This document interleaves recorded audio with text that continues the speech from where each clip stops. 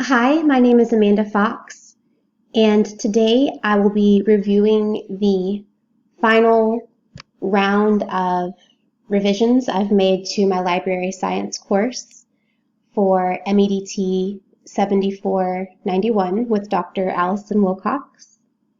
The revisions that I'm making today are based off of evaluations completed by an expert in the field of online learning and two of my peers. Using Google Classroom allowed me to copy my course and then go in and make the necessary changes. So the first changes I made were actually based off of recommendations made by Dr. Wilcox earlier in the course. If we go over to classwork, we'll see a slightly different organization pattern. We have an area for course questions at the very top so that this stays at the forefront of my students' minds and they know that they have access to it throughout the entirety of the course, as opposed to having a discussion available for course questions in the first module. Moving down, we'll get back to the tutorials.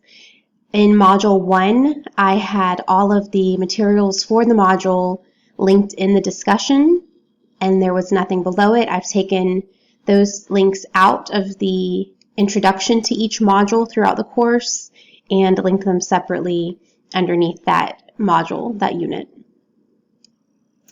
Feedback I got from Miss Gabby Bray stated that the assessments and activities, she wasn't sure if they aligned with the learning objectives, because while the learning objectives were outlined for each module in the syllabus, they weren't reflected throughout each module. So I went back to each module introduction and I included a section that says standards addressed, and it has the standards that will be taught and assessed throughout that module. And if you go further, you'll see that that's there for every single one of the different modules. That way, when students begin a new module, they'll see the standards listed there. They'll know exactly what we were doing. I also, based on similar feedback from Anne Armstrong, included a short, brief description for each module, outlining what they're going to do and what the purpose of the activities were. So each one of the modules now have not only a section for the standards addressed, but also a brief summary of what that module is going to entail.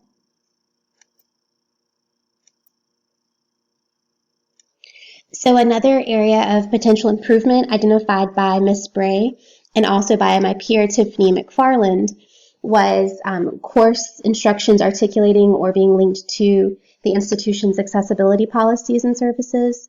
The expert, Ms. Bray, our local school technology coordinator and online leader, said that as a school we needed to tighten this up as well. So what I did was, in the course syllabus, I added an entire section for accessibility policies. I linked our schools, our counties, acceptable use policy and responsible use of electronic media for students policies. And also, since we utilize Google Classroom so extensively, I linked theirs as well. And then I also located and linked statements regarding compliance and accessibility statements for the other additional tools that we use outside of the county and outside of Google Classroom. So all of those are now available for students on the syllabus. Another bit of feedback I got from Miss Tiffany McFarland was that there need to be clearer grading practices. And while the syllabus outlines the grading practices pretty clearly, this may not have been communicated to the students well enough. So I did provide rubrics for individual assignments, but in order to address this need for better communication of grading policies and procedures, there will be a short syllabus quiz so that I can make sure that students are reading the syllabus thoroughly, and then I'll also refer back to it throughout the course and make sure they always know where they stand and how much each assignment is going to be weighed. Another piece of feedback I got from Ms. Armstrong was that I needed more detail in the syllabus concerning minimum technology requirements, and so I decided to make that a part of our initial first module, setting up and getting started. So while I didn't update this in the syllabus, I feel like this was pretty thorough as far as like basic technology requirements go. I'll make sure that that's communicated in more detail throughout the course as well. Ms. McFarland also stated that there wasn't a section necessarily for student support services. She was absolutely correct. Initially, when building the course, I thought that that wasn't something that we really had at the high school level, and that that was more of a university or college type thing with student services. But upon further reflection, I see that there absolutely has to be a place where students know they can go if they run into technical trouble or academic trouble. So I included this section here. I'm going to build a tutorial section in our classroom, which I will show you in just a second. But I also made sure that they knew that the list of tutorials that we have are not comprehensive. So if there is something that they are struggling with or that they forgot how to do, maybe because it's been a while, that I will be more than happy to make a short little video for them reviewing the procedures, for example, on how to submit an assignment in Google Classroom. So that's an option for them. I told them they could email me. I also let them know that if they have any technical difficulties, then they're more than welcome to contact me or my clerk at the phone number provided in the Media Center.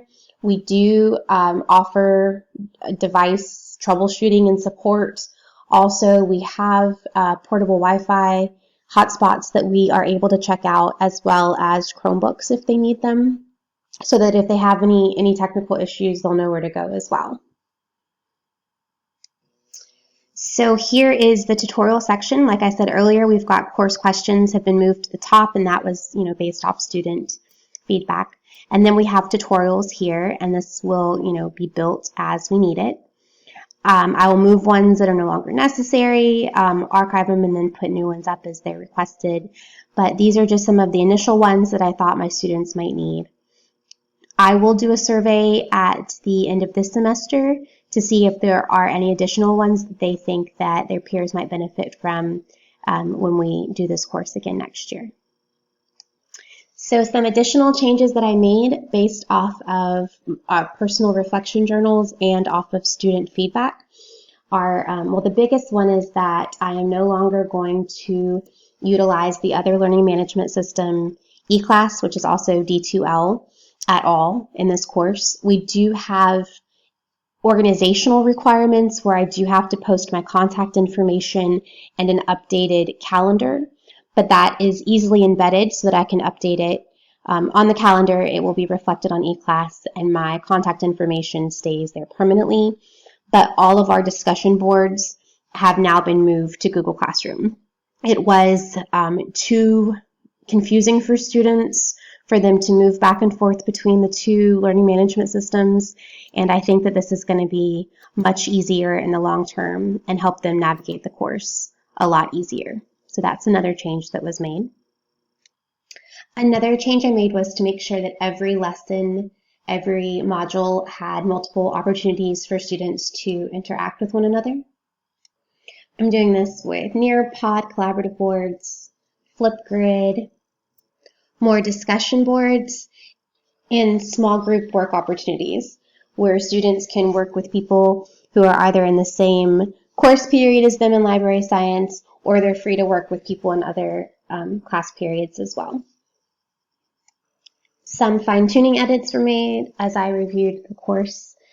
There were a few standards that weren't properly aligned, so I updated those to reflect what was being covered in the unit, the module rather. There were just two, one edited one and then also one where another standard was actually covered but wasn't reflected in the design document or on the syllabus. I've also incorporated a checklist, to-do list throughout the course that is available to them starting Module 2, so they'll be able to keep up with their assignments. And I'm going to use Google Calendar as well to help them keep up with assignment due dates.